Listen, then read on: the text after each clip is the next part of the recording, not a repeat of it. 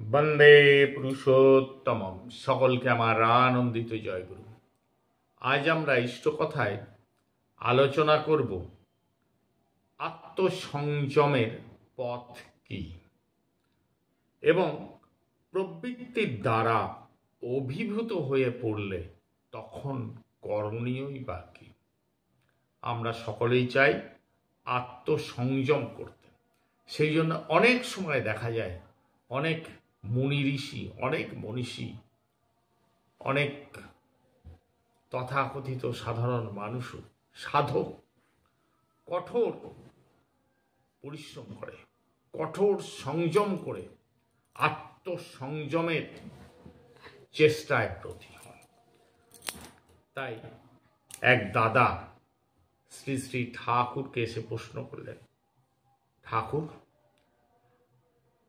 অনেক চেষ্টা করেও আত্মসংযম করতে পারি না, আপনি যদি দয়া করে বলেন এই আত্মসংযমের সহজ পথ কি।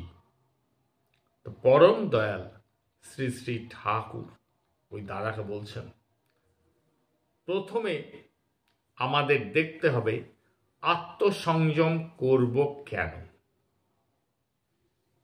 আর তার পিছনে আমরা দেখতে পাই আমরা সত্তাটাকেই চাই। সত্তার বিনিময়ে যা করি তাই প্রবৃত্তি। সত্তাকে যদি হারাই তবে প্রবৃত্তিকেও উপভোগ করতে পারব না।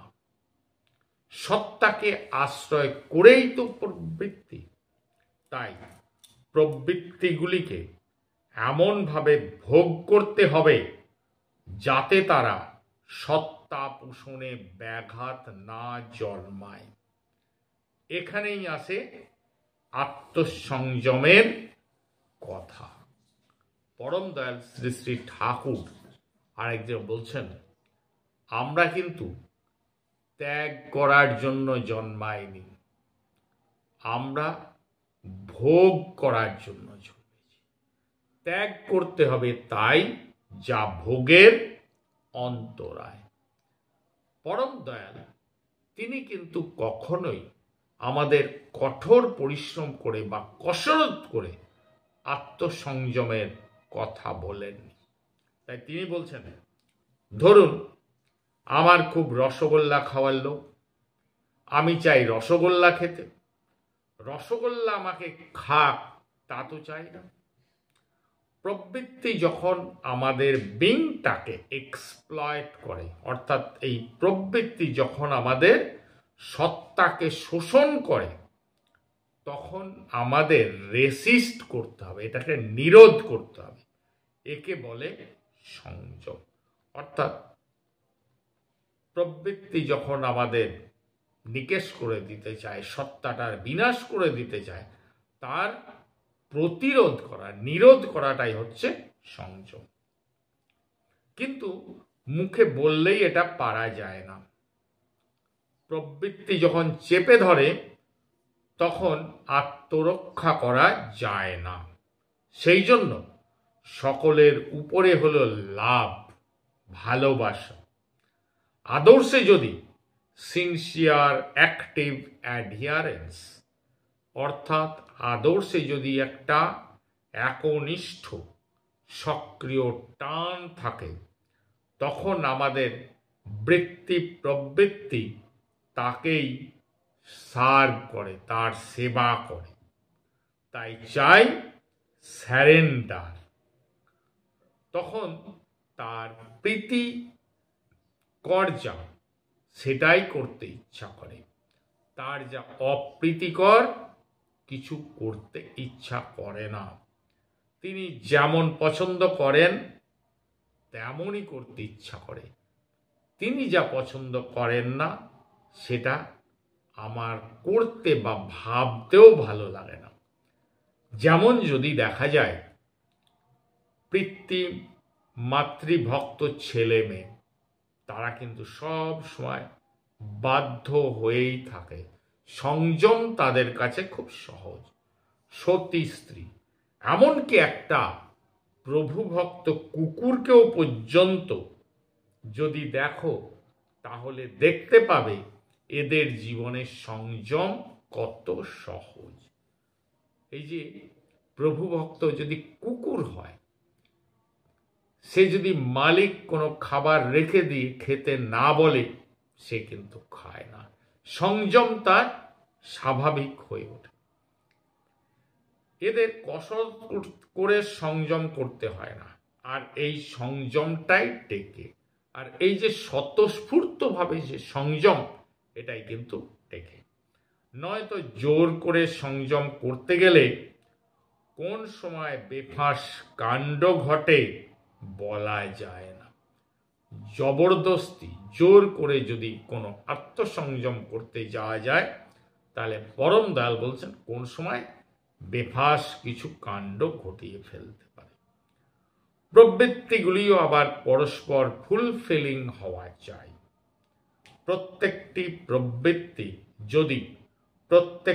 প্রবৃত্তির ফুলফিলিং না হয়, যেগুলির মধ্য দিয়ে দ্বন্দ্ব থাকে, সেগুলি যদি ওয়াটার টাইট কম্পার্টমেন্টের মতো থাকে, তাদের মধ্যে যদি সঙ্গতি না আসে,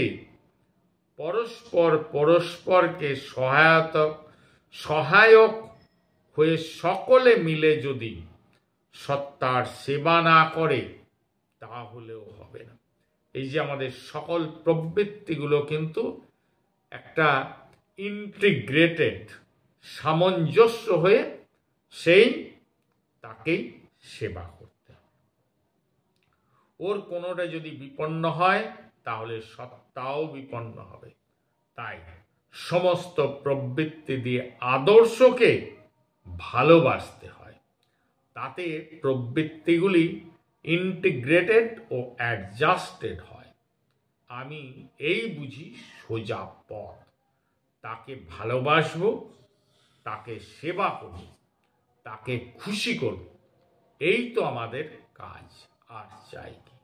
তাই পরম দয়াল শ্রী শ্রী ঠাকুর বলছেন যে এই আদর্শে ভালোবাসা, এই ভালোবাসার টানেই কিন্তু আমাদের এই প্রবৃত্তিগুলো নিয়ন্ত্রিত হয়ে থাকে। তখন ওই ভদ্রলোক শ্রী শ্রী ঠাকুরকে জিজ্ঞেস করলেন, কিন্তু প্রবৃত্তির দ্বারা অভিভূত হয়ে পড়ি, যে তখন কি করা যায়? মানুষ যদি প্রবৃত্তির দ্বারা অভিভূত হয়ে পড়ে, শ্রী শ্রী ঠাকুর বলছেন তখন সেটাকে ইগনোর করতে হয়, উপেক্ষা করে যেতে হয়। আদারওয়াইজ অন্য রকম করতে হয়, উল্টো রকম করতে হয়, আর ভাবতে ও বলতে হয় তেমন তর। আমার থেকে বিয়ন্ড আমার কেউ থাকা চাই, তাতে অনুরক্ত হতে হবে। তখন শক্তি লাফিয়ে লাফিয়ে ওঠে। আমরা যদি শুধুমাত্র নিজের জন্য করতে যাই, তাহলে দেখা যায় যে এগুলো আমাদের কাছে কঠিন হয়ে যাবে। কিন্তু যখন আমার প্রিয় পরম তিনি ভালোবাসেন না, তাই আমি করব না, এটা কিন্তু খুব সহজ হয়ে যায়। তখন আমাদের আর কোনো বাধা থাকে না। যেমন কোনো মাতৃভক্ত ছেলে, তাকে যদি বন্ধুরা কু অভ্যাসে নিয়ে যেতে চায়, কোনো মাদক দ্রব্য দিতে চায়, দেখা যায় যে যারা মাতৃভক্ত পিতৃভক্ত, তারা কিন্তু সেখানে আসক্ত হয় না। তার কারণ তখন একটা কথাই স্মরণ হয়ে যায় যে তার মা বাবা দুঃখ পাবে, তারা এটা চায় না। তাই কিন্তু সে কিন্তু তার বৃত্তিটাকে নিয়ন্ত্রিত করতে পারে। কিন্তু যদি এই মা বাবার ওপর টান না থাকে, তখন এই বন্ধুদের প্রতি ভালোবাসায় তাদের খুশি করার জন্য তখন কিন্তু সেই কু অভ্যাসে জড়িয়ে যায়। তাই পরম দয়াল শ্রী শ্রী ঠাকুর বলছেন সত্তা সচ্চিদানন্দময়। আমরা সবাই সব সময় আনন্দে থাকতে চাই, আর এই সচ্চিদানন্দের পরিপোষক যা, তাই ধর্ম। সদাই আমাদের যেটা আনন্দে রাখতে পারে সেটাই হচ্ছে ধর্ম। আর ধর্ম মূর্ত হয় আদর্শে, কোনো একটা জীবন্ত আদর্শে মূর্ত হয় ধর্ম। আর আদর্শে দীক্ষা আনে অনুরাগ, আর এই আদর্শে দীক্ষা নিলে তখন আসে অনুরাগ, আর এই অনুরাগ থেকেই আসে বৃত্তি নিয়ন্ত্রণ। সেই জন্য চাই এই আদর্শে দীক্ষা, তাহলেই কিন্তু তার প্রতি ভালোবাসায় ধীরে ধীরে আদর্শের জন্য কিছু করতে করতে ভালোবাসায় তার প্রতি আমাদের এই আত্মসংযম খুব সহজ হয়ে ওঠে।